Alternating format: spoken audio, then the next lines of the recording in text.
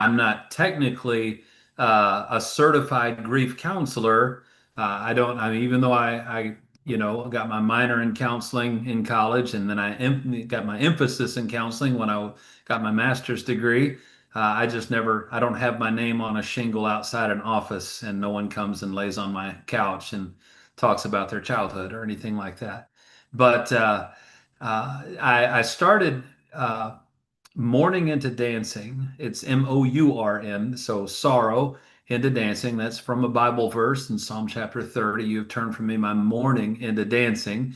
You've put off my sackcloth and you've clothed me with gladness to the end that my glory will sing your praise and not be silent. O Lord my God, I'll give you thanks forever. Um, and so I started selling pre-need funeral insurance about 12 or 13 years ago. And so my job was to go, I was the East Texas market sales manager. And so I met about 50 or 60 funeral home owners and directors. And then I was supposed to train agents to work at their funeral home. In the process of that, they learned that I've been a minister for about 35 years. And so every now and then they would say, "Hey, we have a service tomorrow and they don't have a preacher. Could you do the service?" And I said, "Well, yeah, I'd be happy to if I could get to know the family." Um, I have a conviction that a celebration, I mean, that a funeral should be a celebration of life and not a sermon. And the truth is, in all of my Bible training and preacher training, and I went to 5 years of Bible college and squeezed a 4 year degree into five, and and got my master's degree at a seminary in North Carolina. And those 8 years, Terrain, I had one lecture about funerals, if you can believe that. Only one lecture. And really, that was just about protocol. It's that the minister should lead the hearse, I mean, the casket from the hearse to the gravesite. And here's a dozen passages that are popular to preach, like, I'm the resurrection and the life, or whatever. But the truth is, uh, a family doesn't need a sermon at a funeral. I think they need a celebration of life. If you want a sermon, go to church. That's great. But I think a funeral should be about that person. So what I did, I started being asked all the time to do funerals for people I didn't know. When I was a pastor, that was just expected. If someone in your church dies, the preacher's supposed, call a preacher because preachers can marry him and bury him, and that's about, what that's the expectation. But unfortunately, a lot of preachers and ministers, and if you're listening to this and you are one, this is no offense. It's not a blanket statement, but many of them just have two or three funeral sermons that they pull out of a file and they just change the name. They read an obituary that was handed to them about 10 minutes before the service starts, and they get up and they shift into reverend. And what I mean by that is their posture and everything, they say, "We are gathered here today to," and it's like, why are you talking like that? First of all, that's already making me more depressed. And so I think that uh, the difference in the approach that I've come up with, I have funeral directors tell me all the time when I do services there, they said, "We have never heard so much laughter coming out of our chapel than when you do services here." And I don't get up and tell jokes.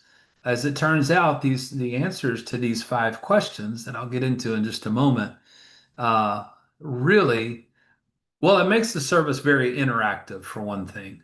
And so everyone is really participating in the celebration. I'll give you this illustration, Terrain. If someone was invited to come and MC or speak at someone's 50th wedding anniversary, think of that. And the family has gone all out and they've rented a big banquet hall and maybe a live band, and they've spared no expense. And they're having this huge celebration. And the guy gets up and he says, "I'd like to share a message with you today about three keys to a healthy marriage." It'd be like, okay, I get the relevance, but hello, what about us? How about talking about how we met and our kids and our grandkids and where we went on our honeymoon and all these things. That's what you would expect a celebration like that to be about, is about that couple. And to me, A funeral service should be the celebration of an entire lifetime.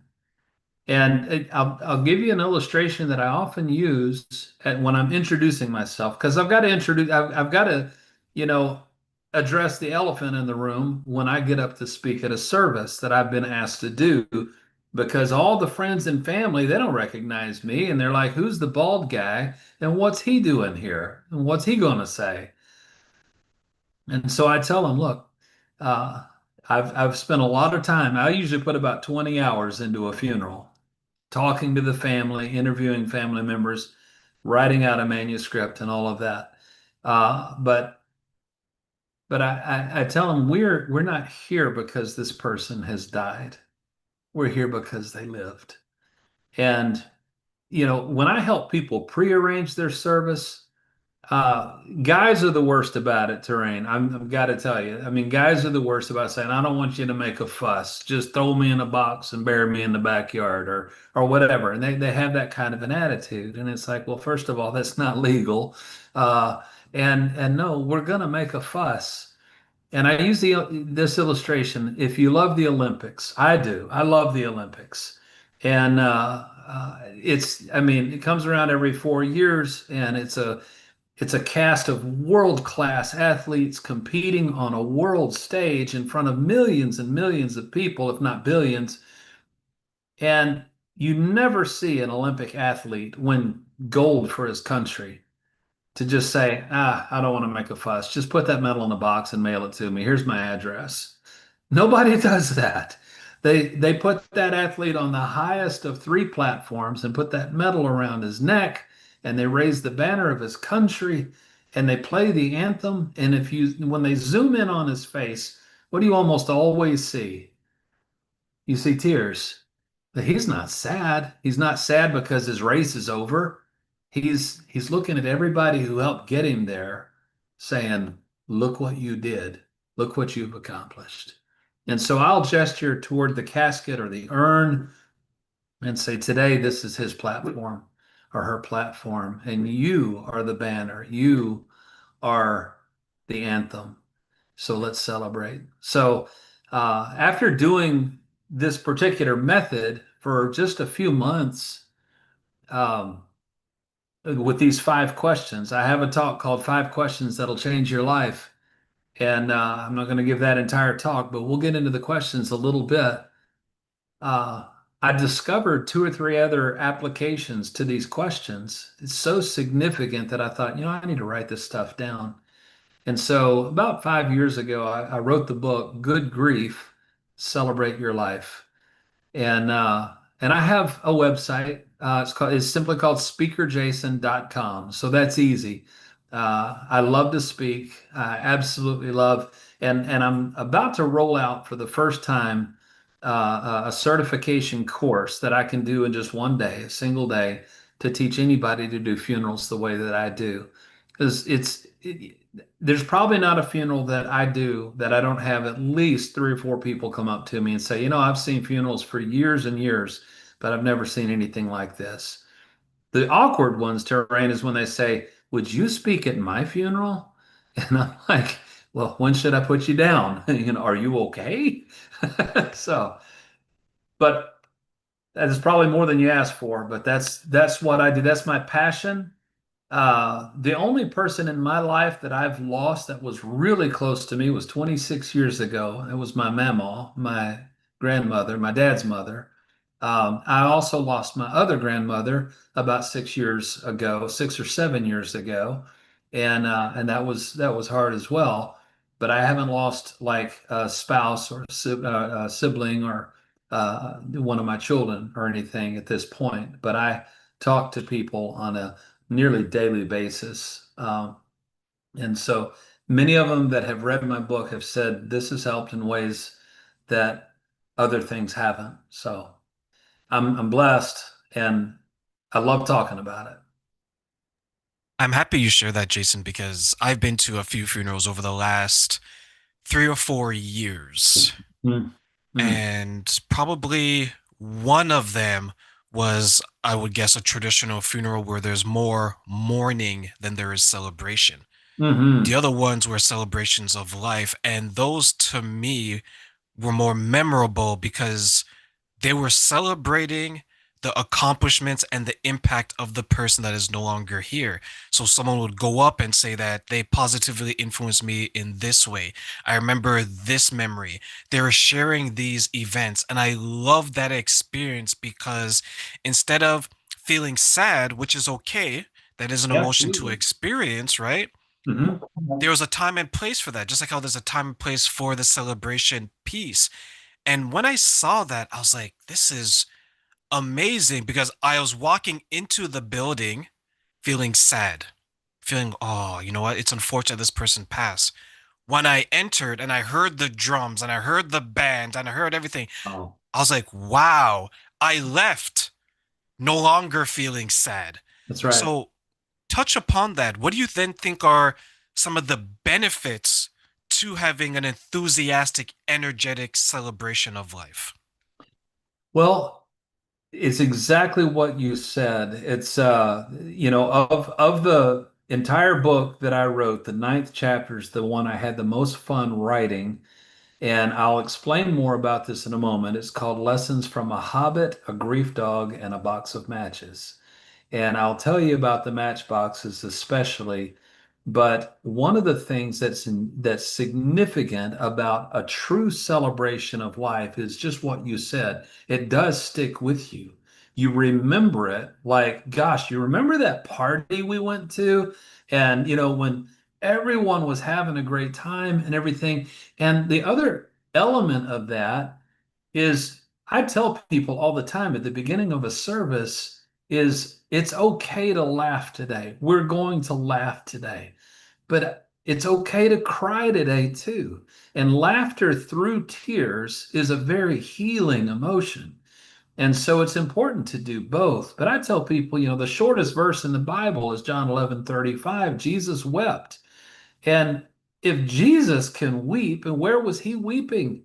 He was weeping outside of the tomb of a really good friend, Lazarus, who, by the way, he was about to raise from the dead, but he still wept. And so, in fact, the Bible tells us, blessed are those who mourn. And the promise is because they're going to be comforted. They will be comforted.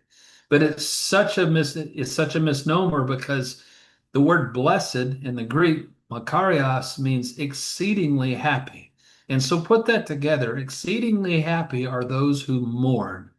And so the house of mourning that King Solomon talked about can be a place of sorrow, which that's what mourning is, but it can also be laughter because of all of the memories and the lessons and things. You mentioned you've had 3 or 4 funerals that you've attended in the past year.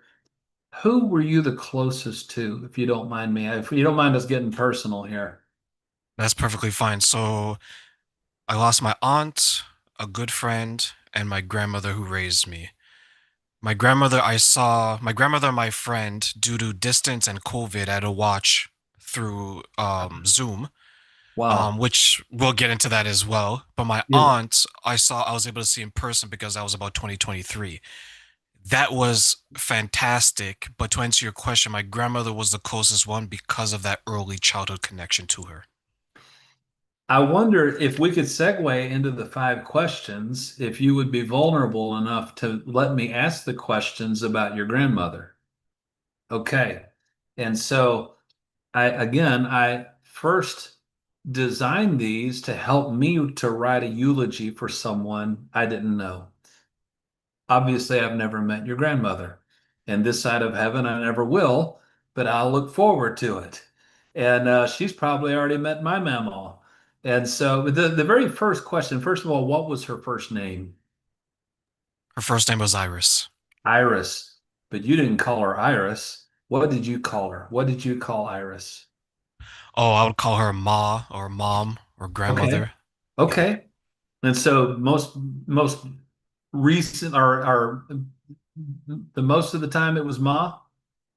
Most of the time it was Ma because that to me was like a term of endearment for her. Absolutely. That's the first thing I go for. The reason for that, Terrain, is so many ministers will get up and just read the obituary. And imagine someone getting up at my grandmother's funeral. Now, my dad is a preacher, and it was his mother, and so he absolutely spoke at her funeral, and he did a great job. But if someone that didn't know her got up and just talked about Mabel Lee Harris because that was her name, I would have sat there in my seat thinking, who are you talking about? Because I didn't call her by her name. That's my mamaw. And so when I hear mamaw, which is close to ma, that means chocolate covered tea cakes and train wreck ballads and Froggy Won a Courtin' and Little Brown Jug that she used to play on the guitar and all of the jokes she used to tell and how much she made us laugh and everything. That's what comes to my mind. And so I first gather as many terms of endearment and even nicknames that I can, and I'll share those. You know, I'll let people know at the beginning, since it wasn't my privilege to have known this person in this life, I recruited some help, and I recruited the help from the people that know her and love her the best. And so, and I might have 7 or 8 or 10 family members who have responded to these questions. And in my manuscript, I say, well, now Terrain called Iris Ma. And then I'll list the other ones. And but then the way I make the service interactive is I'll look out and I'll say, are we leaving anything out? Does anybody know of any nicknames that she had at work or any other anything? Sometimes the family learns things at this point. They didn't know that someone's dad at work, everybody called him, Sling Blade or whatever, or some other nickname. But my second question is probably my favorite question. And it's simply if you could describe your mom with just one word, what would it be? What's the first one? Because I'm sure there's plenty of adjectives. The first one that comes to your mind, if I boil it down to one word, my mom was blank. Inspiring. That's the Wow. first thing that comes to my mind. And I she was to love me. I love that. And that here's what I love about this question. Two things. The first is when I do a family intake, and that's when I'm sitting down with family members when they've asked me to do the service. This meeting can last 3 hours sometimes.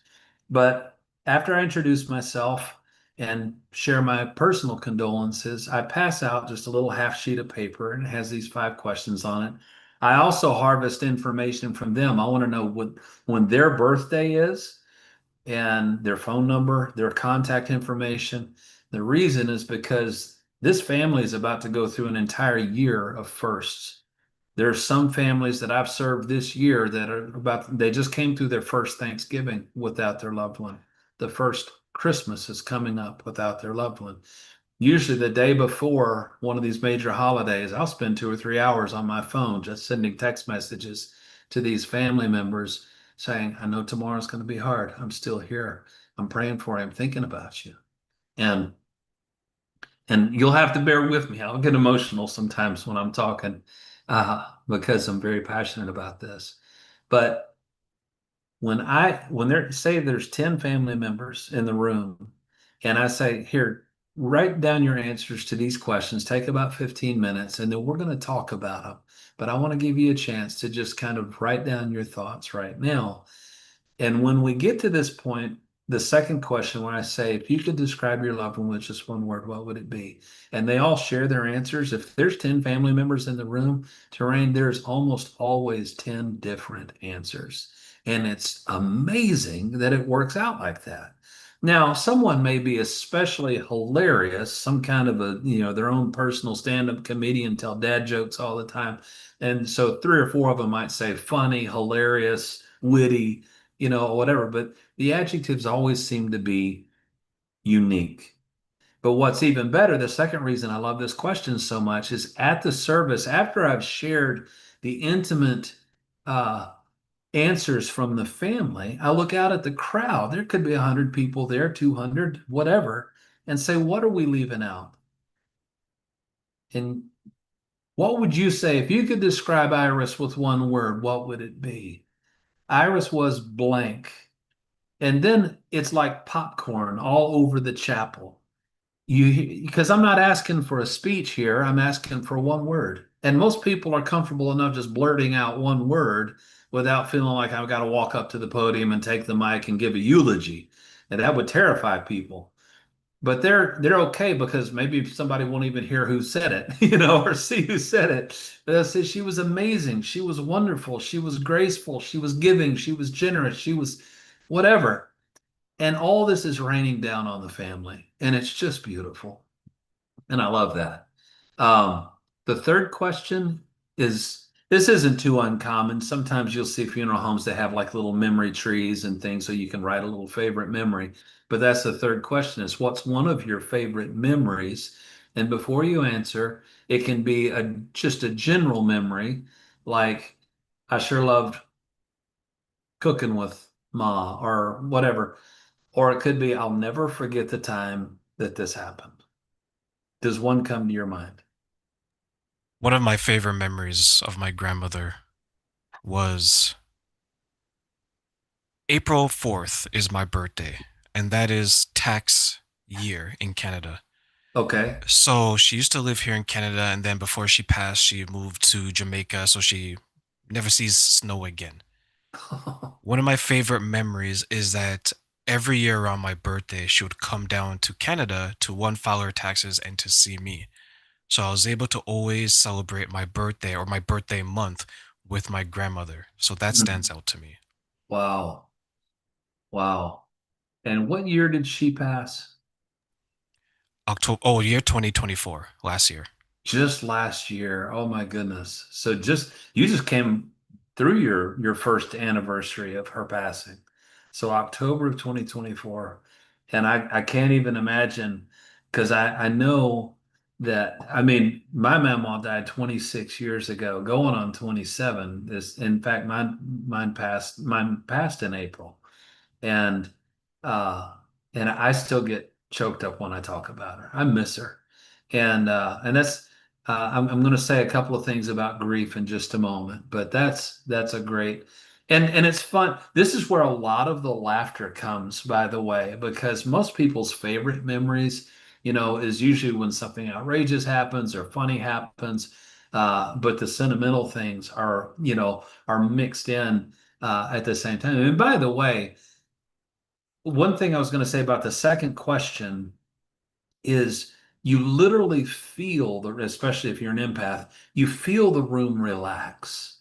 People walk into a funeral, they don't want to be at a funeral. Who wants to be at a funeral? Who says, I think I'll go funeral crashing today? I'm just going to look at the obituaries in the newspaper and find out what time one starts so I can go to a funeral. Nobody likes to go to a funeral. And so, one of the things that I will say at the beginning of when I'm introducing myself and giving kind of a purpose statement as to why we're here, I'll kind of warn them. I said, this is going to be perhaps a little different than any service that you've been to before. And I want you to help me by using your imagination today and not think of this room that we're sitting in as a funeral chapel because that's depressing. I mean, I don't want you to think of it as a church or wherever we are. I want you to imagine this room as a giant living room right now. And we're just going to sit around with this family and we're going to celebrate Iris. And we're going to celebrate her life because we're not here because she died. We're here because she lived. And that's what we're going to talk about. And so it the first question when I'm talking about, terms of endearment and things, people are still a little uptight and they're looking around like this is different. But that second question where people are now starting to say, well, she was this, she was that, someone will, this almost always happens, will feel the freedom to plant their tongue firmly in their cheek and say something like, well, she was kind of stubborn or she was opinionated or something like that. That sounds a little more deprecating, but everyone knows it's from love. And there's some chuckles that start to, you know, uh, just erupt. But by that third question, what's one of your favorite memories? It's there's even more laughter The last two questions kind of steer us back on a little more serious note, but profound. And you've already alluded to this because you said she was inspiring. What is a life lesson that you gained from your mom that you would say, I probably do this because of her? I would say helping people. Like I coach and I work with charities, and she was a very charitable lady, and she really instilled that in me that if you can help others, do help others. So that's something that I learned from her, and that's probably why I am so dedicated to assisting other people and working with as many charities as I do. That's remarkable. Man, I tell you what, one thing about harvesting answers from family members and the people that knew and loved the departed loved one, uh, is after these intakes and the hours that I put into preparing the service, and there's a very genuine sense of jealousy that I have because it's like, wow, I'd love to have known this person. And because I mean, what a remarkable lady. She sounds like, and so that's fantastic. The fifth question, I'm going to warn you, is probably the most emotive, especially since she's only been gone a little over a year, but this is significant. And what I ask is if your mom could speak to you one more time, like right now, what do you think she would say to you? I think she would say that she's proud of me. I was blessed enough because I always wanted her to see me succeed.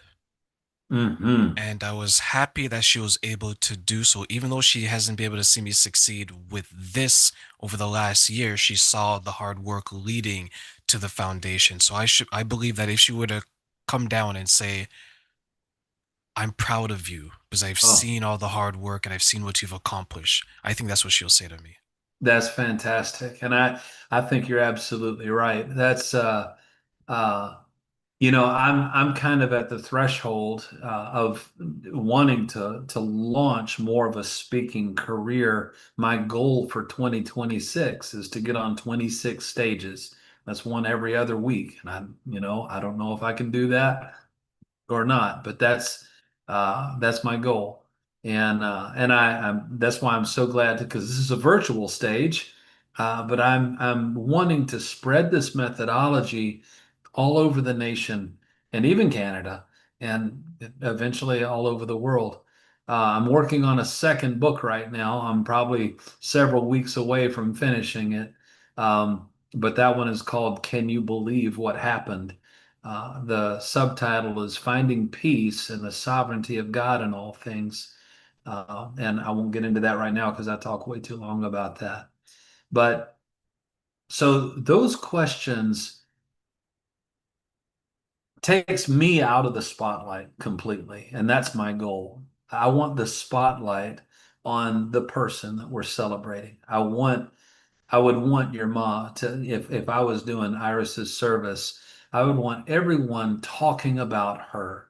And for me to fade to the background and everyone, I'll tell you this, I wasn't planning on talking about this, but just yesterday, no, Friday, on Friday, I was meeting with someone at the funeral home, and it just so happens I was wearing a jacket that day, and I'm glad I was dressed okay. But at noon, I had one of the funeral directors poke her head into my office and say, uh, "Could you possibly speak at a service at 2 o'clock?" I said, "Today?" And she said, "Yeah." She said, "It's not a very big service." And sure enough, there are only about a dozen people there. But one of the things I love about this methodology is now, I prefer to spend 20 hours on a service, but this is something that works even in an impromptu moment like that. And since it was such a small crowd, I didn't stand up on the stage behind the lectern or the pulpit. I just asked them, is it okay with you all if I sit here on the stage? And I just, there in front of the first two rows. And it was almost an hour long. And there are things that I can share and words of comfort and things like that. But we got into those five questions with everybody participating. And it was a fun, wonderful service. And this, I mean, I didn't know this guy from Adam's House Cat. I mean, I didn't know anything about him. There wasn't an obituary for me to look at. There was nothing. I had nothing. So they provided all of it. And I'm glad it was a responsive crowd. I'm glad that that was the case. But that's what I'm saying is that it shouldn't be about the presenter. It shouldn't be about the whether you call me a celebrant or a officiant or chaplain or whatever. It shouldn't be about me. It should be about them. But the two things I was going to say about grief, one is it's as unique as our fingerprints. There's no two people on this planet that grieve the same way. It was Kubler-Ross that gave us the 5 stages of grief, and I think it's a good model. There's definitely words of truth to it, but that doesn't mean that everybody goes through those 5 stages exactly the same way, exactly the same time, and you can bounce back and forth between the stages. And so there's nobody that grieves the same way. That's why I tell people all the time, and anyone listening to this podcast, please never, ever, ever, under any circumstance, tell somebody who just lost a loved one, I know how you feel. You might as well slap them in the face or spit on them or something because that is so hurtful to hear. And the first thing that person thinks is, no, you don't. And let's just say, I mean, I lost my grandmother 26 years ago, but I didn't lose your grandmother. And so it was my grandmother. And since they're unique, different people, I don't know exactly how you feel. I know how I felt when I lost my mama, and I know I'm I still miss her. And that goes into the second thing. The second point is that grief really never goes away. Are you right-handed? I am right-handed, yes. Okay, 90% of us are. I am too. It just would mess up the illustration if you were left-handed. But if I suddenly lost my right arm in an accident, like this, some farming equipment, lops off my arm, and they rush me to the emergency room and cauterize the wound and do whatever surgery they have to. And well, now guess what? Now I'm left-handed, whether I like it or not. And so just go with me on this for a minute.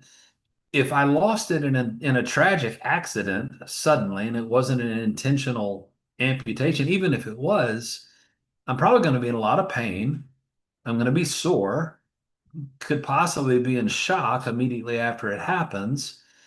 But it's only going to take me a couple of days to realize that suddenly things that was really easy for me to do are really challenging for me to do now. I mean, how am I going to tie my shoe with just one hand?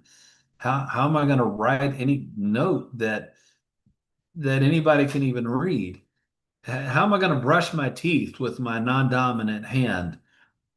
Try that. Try brushing your teeth with your left hand. See if you don't look like a rabid dog before it's over with toothpaste all over your face. It's but if you fast forward 6 months from now, a year from now, 2 years from now, you've gotten better at those things. You've adjusted your life to having only one arm now. Go 5 years from now. You've probably gotten pretty good at almost everything without having an arm. I've known people that have lost an arm. But you know what? You never reach a point that you say, 2 arms is overrated. I didn't really need that arm. Nobody gets over it. There's 20 years from now, you'd still be saying, I'd give anything. Just like my mama 26 years ago, I'd give anything to have her for just one day.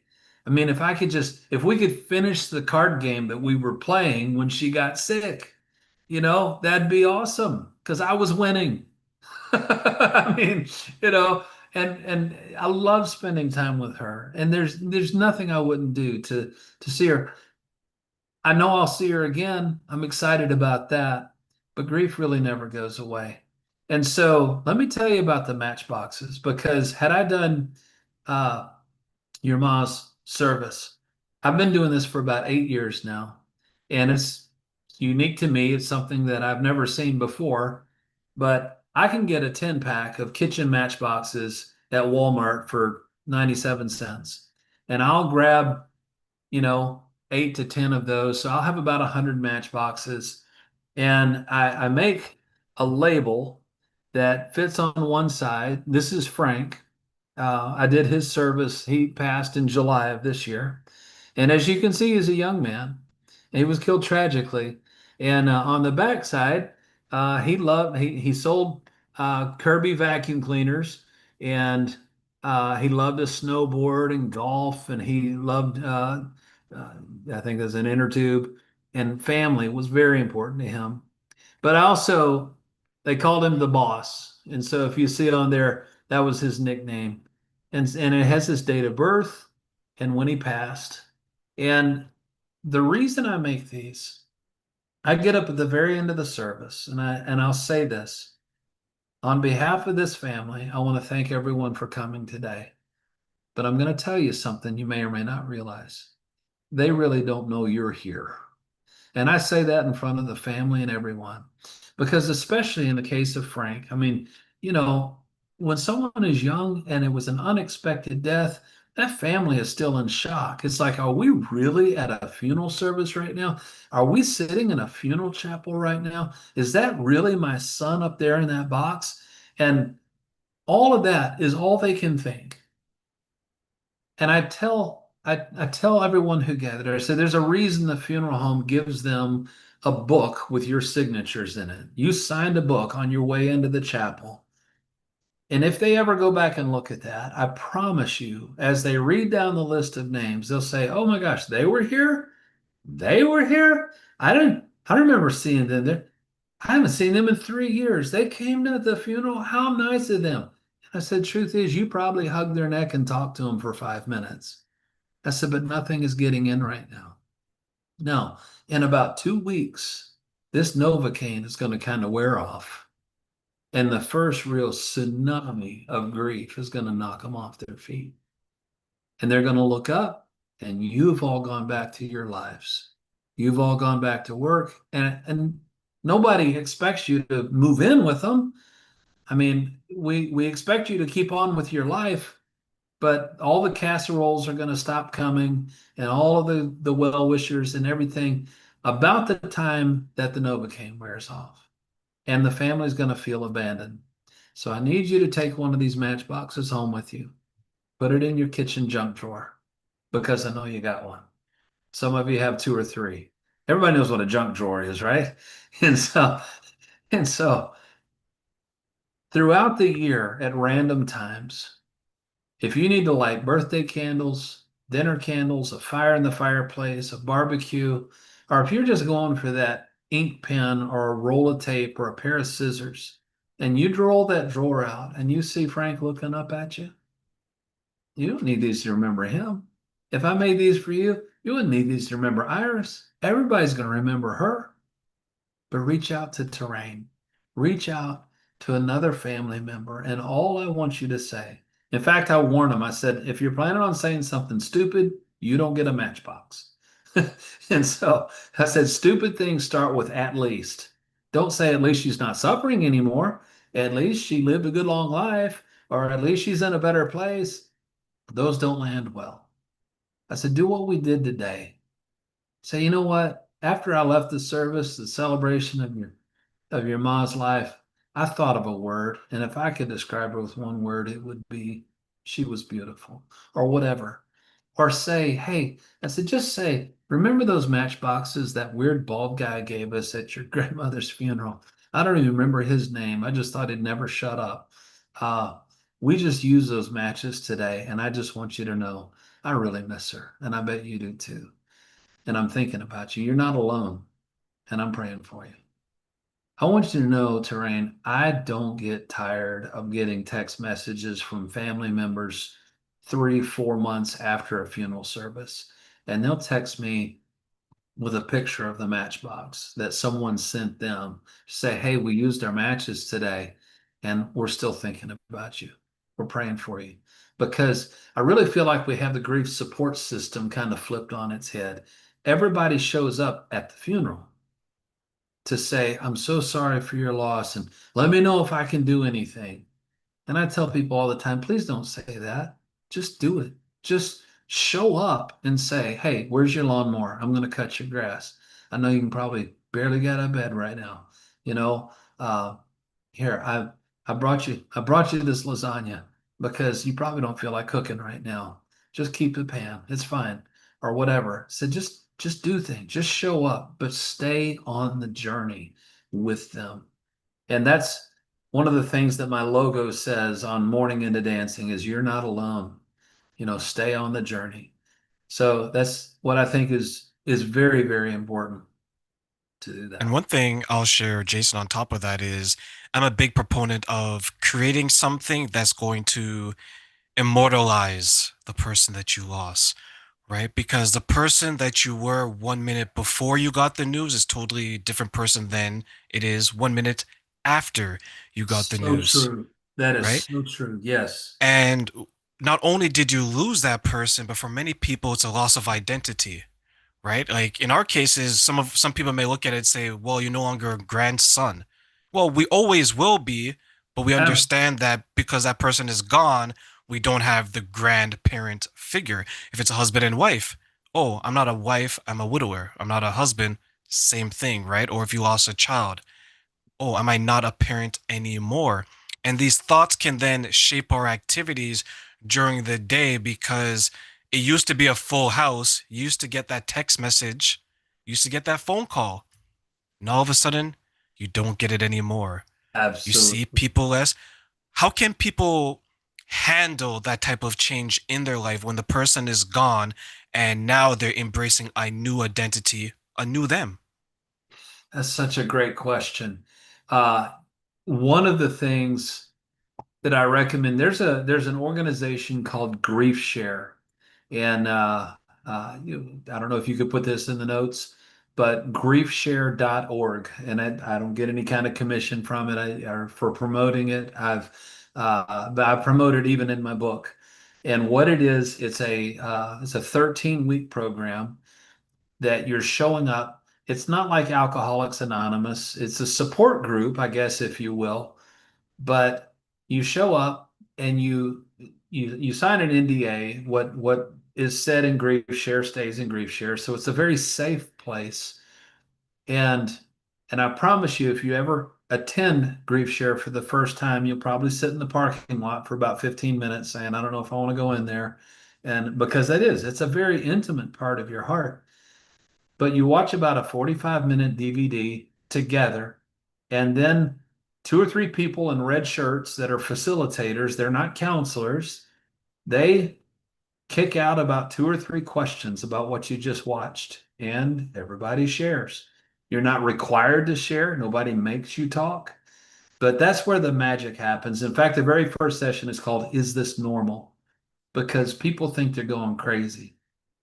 And and uh And so when somebody shares their answer to a particular question, you'll see someone else perk up and look over at them like, oh my gosh, you mean you've experienced that? That's how you mean I'm not crazy? And so it's very, very healing. And so that's really good as far as the healing process is concerned. But the reason I bring that up to answer your question is whoever you are, if you've experienced loss, you need help. I'm not saying you have to pay for a professional counselor or anything. I'm not saying that my book is the end all be all, although I've had a lot of really terrific feedback from it. I had one widow tell me she lost her husband about 5 years before I gave her the book. And what was so tragic about her husband passing, it was on Christmas Eve, first of all. Second of all, they had just had a big fight, and she was upstairs stewing, and he was downstairs in the kitchen banging pots and pans around, and they were angry with each other. And he had a massive heart attack and he died right there in the kitchen floor. And so, no opportunity to say, hey, I'm sorry. No one going back to their corners and coming back the way most couples will do after they've had a silly fight or whatever. And she said it for about 6 months after he passed. during those first 6 months, she said, I tried to read every grief book I could get my hands on. And she said, by the second or third chapter, I would slam the book shut and throw it across the room.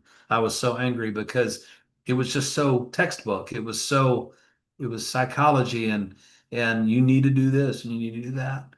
My book is written very conversationally. It's just like we're talking right now. In fact, I address you as reader because I don't know who's reading the book. And so I'll say, reader, why don't you brew a pot of coffee? Let's talk about this. And I'll suggest things from time to time. I said, just put the book down.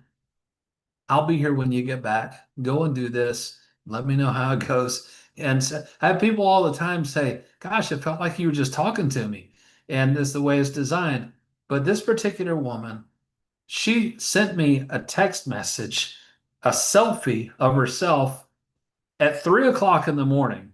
And she said, I read this book straight through. I couldn't put it down. And she looked like she'd been beat up. That's why she sent a selfie. She said, I cried through every page of this book, but it's the first time I feel like something helped.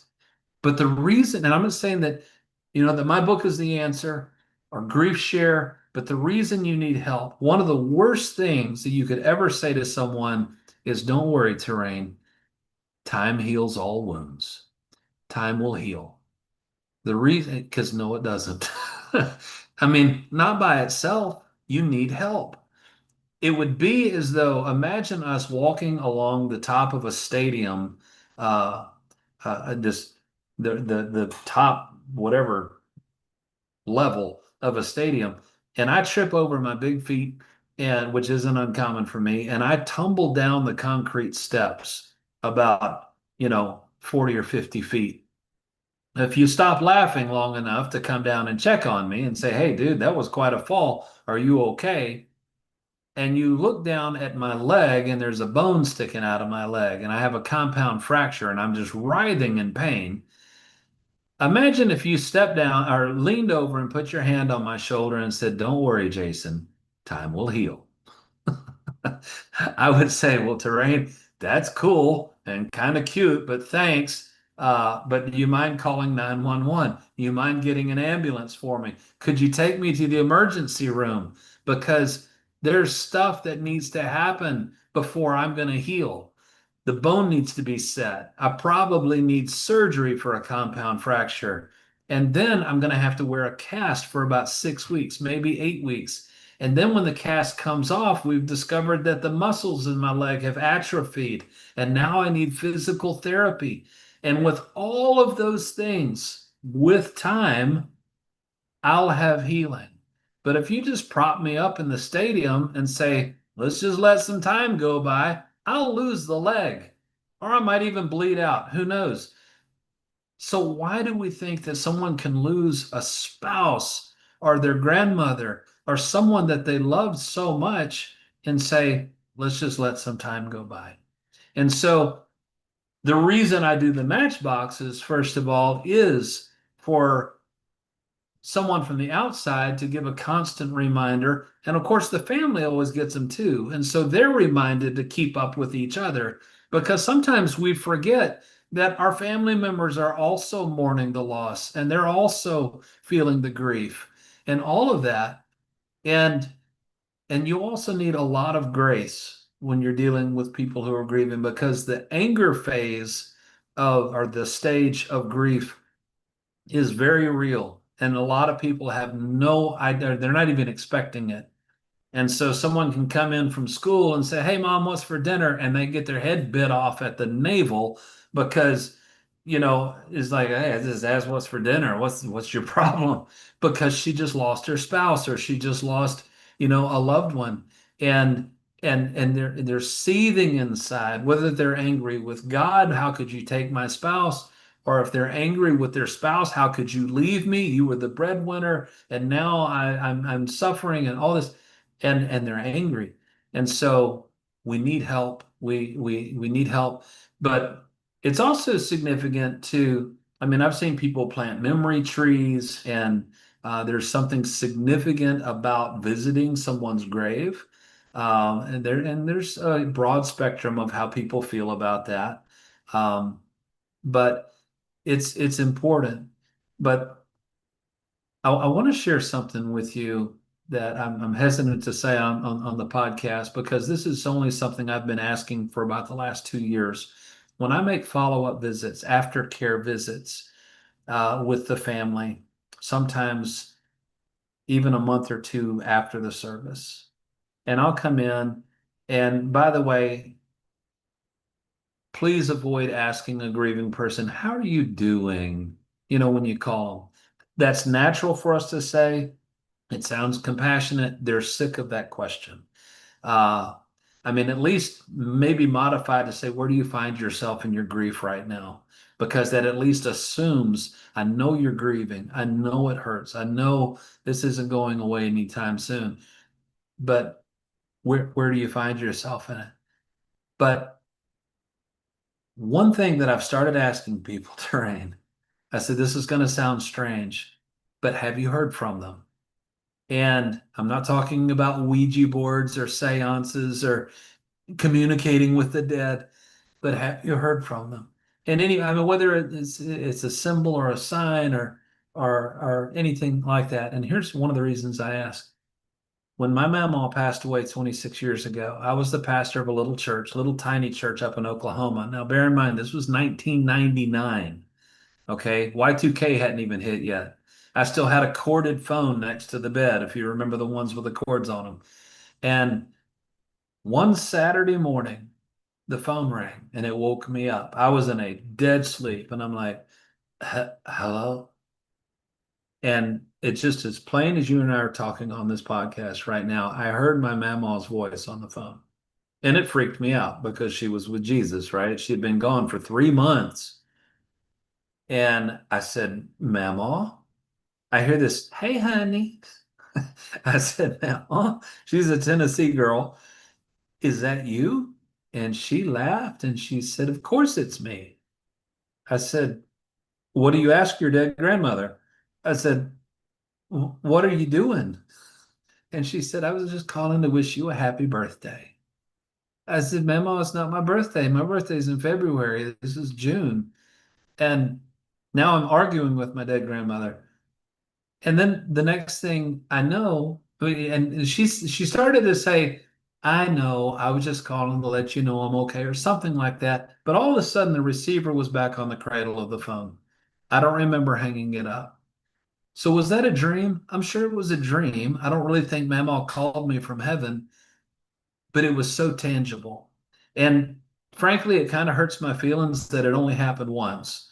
I thought if you can call me one Saturday, why don't you call me every Saturday? That'd be awesome. I'd love to get a call from you every week. But it only happened once. But here's the crazy thing.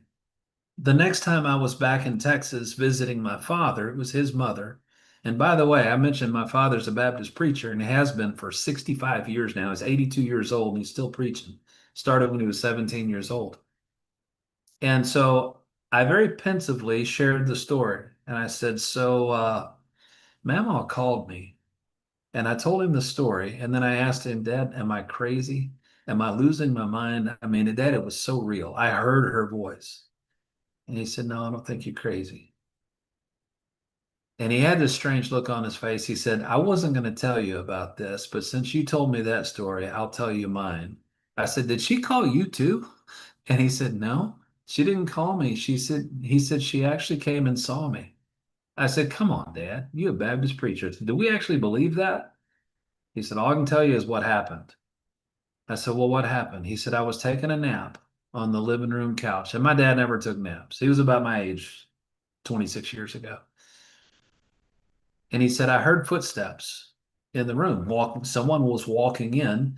And so I wanted to sit up. I don't want anybody to catch me taking a nap. And my mother wasn't home. Dad was home alone, taking a nap. And it was probably on the same Saturday. Who knows? But he said the footsteps stopped. He said I couldn't open my eyes. In fact, I couldn't move. It was like sleep paralysis. He said I was awake and I was aware, but I couldn't open my eyes. And he said the footsteps stopped right at the foot of the couch or at the head of the couch. He said, I literally felt a hand on my head. And I heard my mother's voice say, oh, look, he's sleeping. And he finally got his eyes open and no one was there. He didn't see anyone.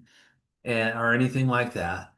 And it wasn't spooky. The temperature of the air didn't change like in Sixth Sense or anything like that. But again, it was so real, it was so tangible. And so I've shared that. This happened 26 years ago. And I just decided to start asking people, have you heard from your loved one?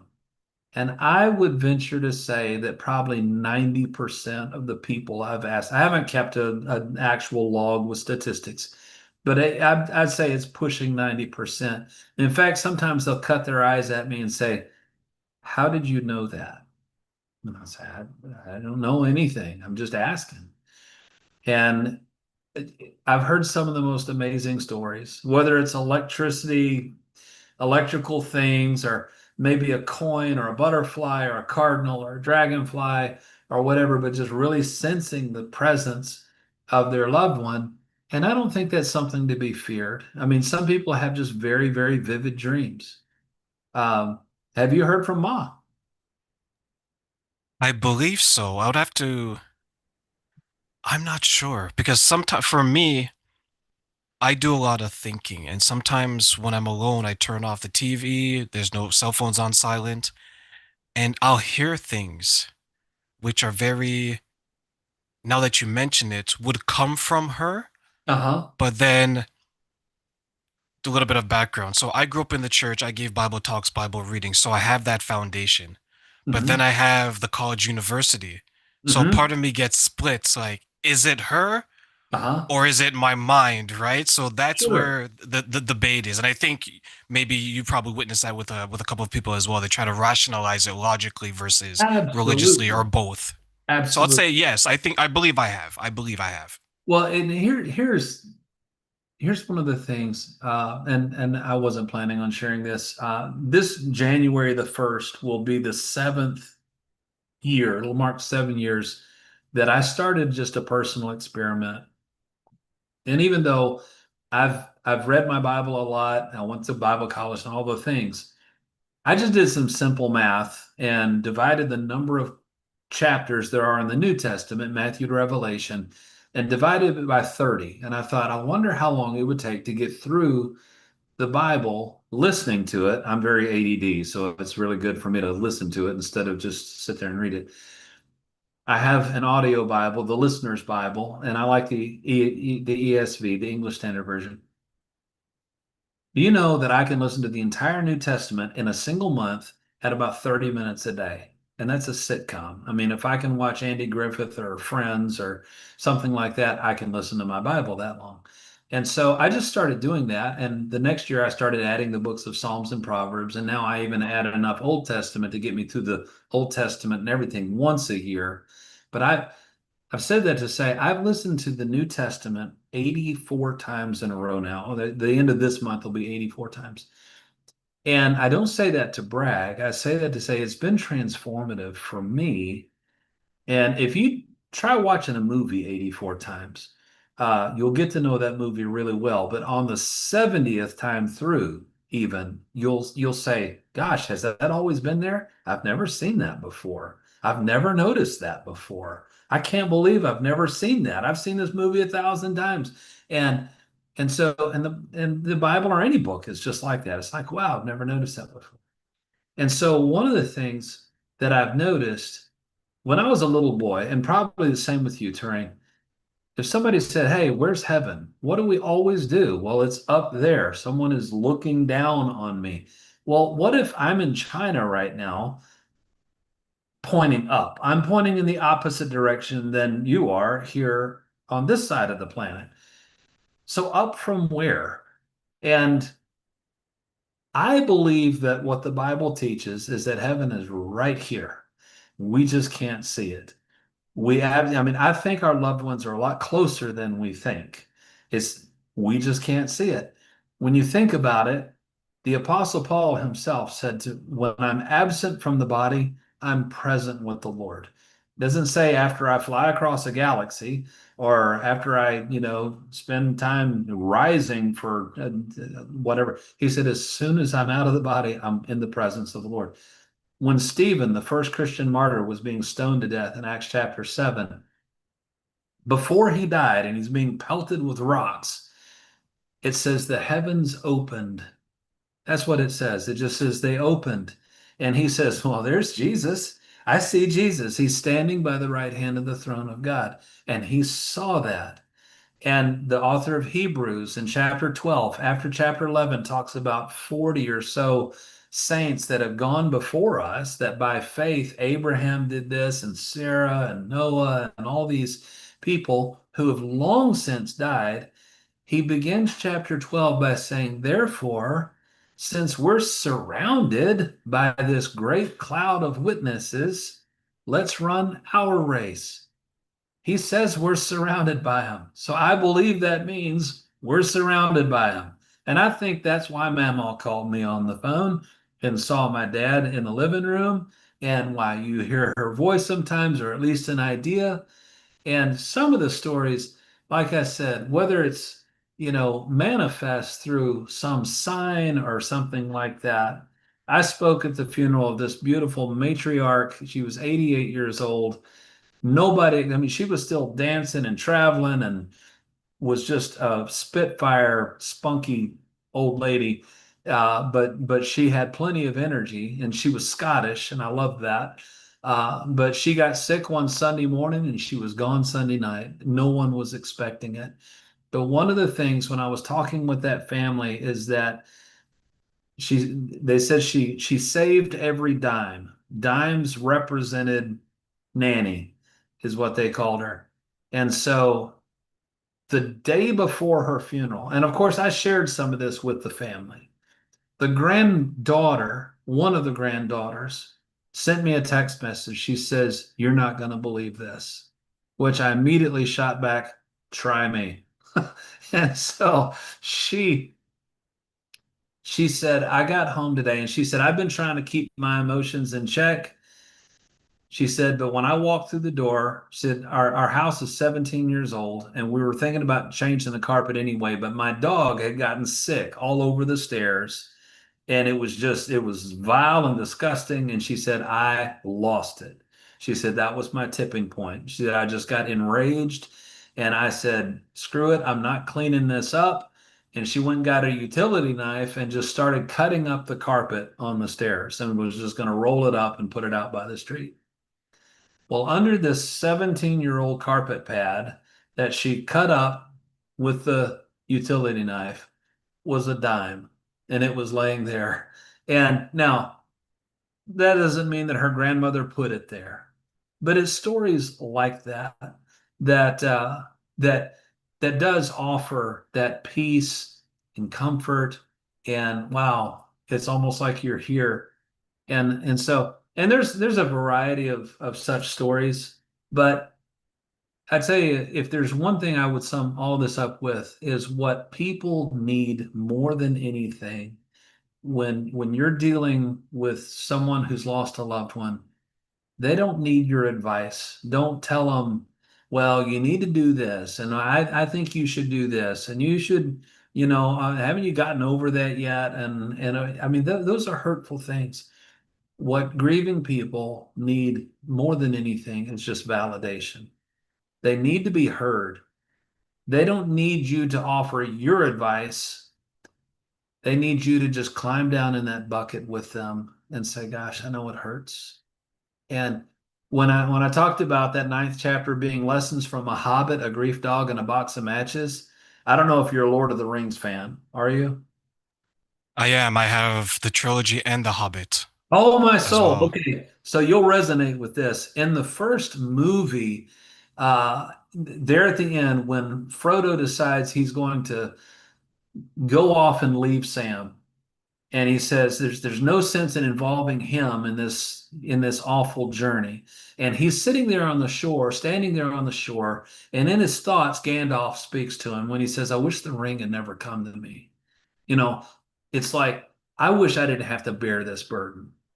And Gandalf goes off on a really cool soliloquy there and says, so do all who, I mean, nobody likes to bear a heavy burden like this. But he decides, okay, I'm going to Mordor alone. And he shoves off from the shore. Sam's running through the woods saying, "Frodo." And he gets to the shore and he's like, "Frodo, no."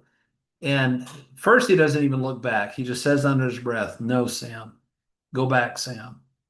And then he hears Sam trudging into the water behind him, and he turns back. He says, "Sam, you can't swim." Go. He said, "I'm going to Mordor alone." And what does Sam say? He says, "Of course you are, and I'm coming with you." And of course, in that scene, it's such an emotional scene because Sam is willing to die to try to get out to where Frodo is. And it looks like he's going to drown. But Frodo pulls him, spoiler alert if you haven't seen the movie, pulls him over the side of the boat and looks at him like, "What's wrong with you? Have you lost your mind?" And what does Sam say? He looks at him and he says, "I made a promise." I can't even talk about this. He said, "Don't you leave him, Samwise Gamgee." And he said, "And I don't mean to." And so that's is such a great illustration of staying on the journey with someone and saying, I know that you would rather isolate yourself right now. I know that you would rather try to bear this by yourself, but I'm coming with you." And the grief dog, the funeral home that I'm at right now, I actually had the first certified grief support dog in the state of Texas, and certainly in Central Texas. And she's a great big golden doodle. And her name is Libby, and she's awesome. And they paid thousands of dollars to get her trained and everything else. And now they don't use her at every service. I mean, some people don't want a dog, at the visitation or whatever. But if she's working a visitation, and pay attention to this, everyone, she says, I mean, she can sense the grief. I mean, dogs are pretty intuitive that way. I mean, my two little miniature dachshunds are emotional support animals, and they're fantastic. But if you're a grieving person at this funeral home, she will amble over to you and sit right at your feet, and she'll put her big fluffy head right in your lap and look up at you. And you know what she says? And I love sharing this at grief seminars that I do because people get their pens ready, like, "What? What did she say?" I said, "Nothing. She's a dog, and dogs don't talk. Aren't you glad that that dog doesn't look up and say, 'Well, at least she's not suffering anymore'?" I mean, that would freak you out. You'd run out of the funeral home saying, "A talking dog, demon dog." But so why would the funeral home invest thousands of dollars into this dog? And why is she so effective? It's because her presence and her expression says, "I'm not going anywhere. I'm going to sit here with you. And I know it hurts. And you can pet me if you want to." And so, what I tell people all the time, and what I tell your audience, is just be a dog. Just don't ask people to pet you. That'd be weird. But just let them know you're not alone. I'm here. And I know it hurts. And it's going to hurt a long time, but I'm here.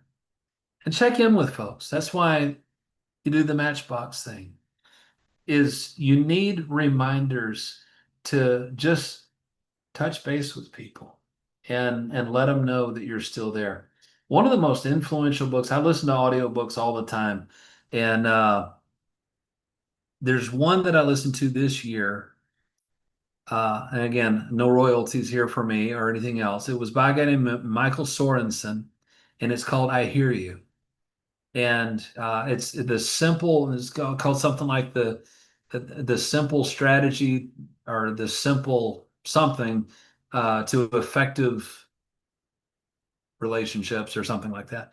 But anyway, I've listened to it 4 times because you can listen to the whole book in about 2.5 hours. It's nice. It's probably not 50 pages long, but what's very significant about it is, I mean, it's active listening skills, but it's just like what I've been saying. What he said over and over is that people need to be validated.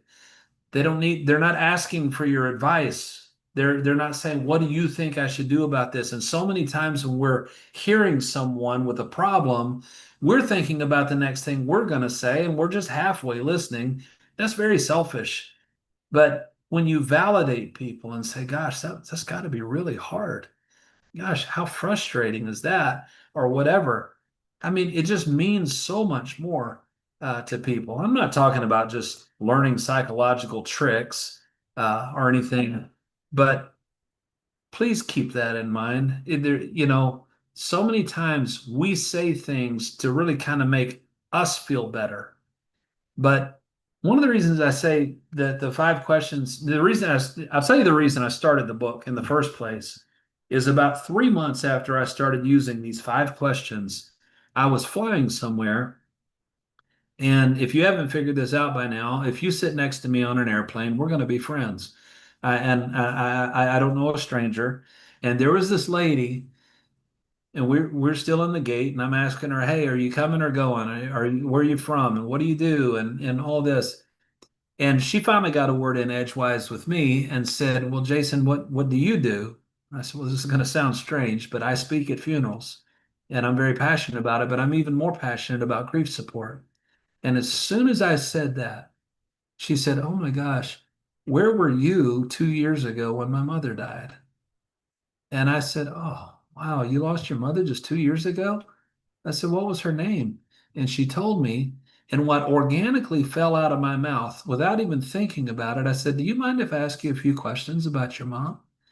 Because I could rattle these questions off in my sleep now. But she said, "Really? I would love that."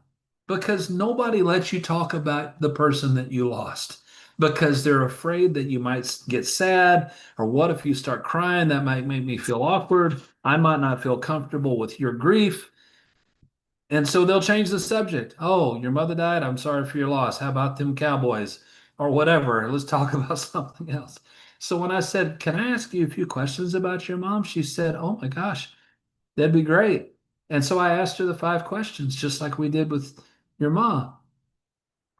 And I mean, within minutes, we were laughing together. And then, because I'm 100% empath, we were crying together. And then I left her alone. I didn't bug her the entire 3-hour flight, but she got my phone number. This was about 8 or 9 years ago. And I got a single text message from her about 3 hours after we landed. And I couldn't tell you this woman's name now if my life depended on it. And I wish I did, because I mean I wrote the story in my book because she deserves credit for it. But that single text message simply said, "You have no idea how much I needed that." And I thought, wow, that wasn't even hard. It was really simple and so much more effective than just saying, "Well, at least she's not suffering anymore," or something like, "Well, at least she's in a better place." Gosh, Hawaii is a better place. That's just not what people want to hear. That's not what they need to hear. You need to hear from them. You need to say, "Well, tell me more about that. Let's talk about her," or whatever, because they want to, they need to. Let me So, add to that, Jason, because that's a fantastic point where we want to make sure that we're giving them what they need and not mhm. what we think they need. And if I can ask you one final question before we go Yes. today, I want to give you 3 wishes. And what are 3 things you wish people knew about providing the type of support the person needs and why? Wow, what a great question. I wish I could have had these before. Um, I would think the first one is just what I've been saying. Listen, and don't be afraid of their grief. And so focus on empathy more than sympathy. So that's one thing that I really wish. The second thing is that is also what I've been saying, is to stay on the journey with them. Now, before I came up with the matchbook idea, or a matchbox idea, I would hold up my phone in the service and say, according to statistics, 97, 98% of you in this room have one of these probably on your person right now. And your phone has a calendar app. And so please do me a favor and give pop-up reminders, but no one would ever do that. But it's not a bad idea. And so if you're listening to this and you know someone who's lost a loved one, give yourself a reminder, especially on the major holidays, to reach out maybe the day before and just say, hey, I know tomorrow's going to be hard without your grandmother at the Thanksgiving table or whatever. And so that would be the second thing, is to stay on the journey. And then the third thing would probably be to truly celebrate, and not focus on, gosh, this is all so sad. Bear in mind that, and it's not original with me to say, we're here not because the person died, but because they lived. But it's not a bad reminder to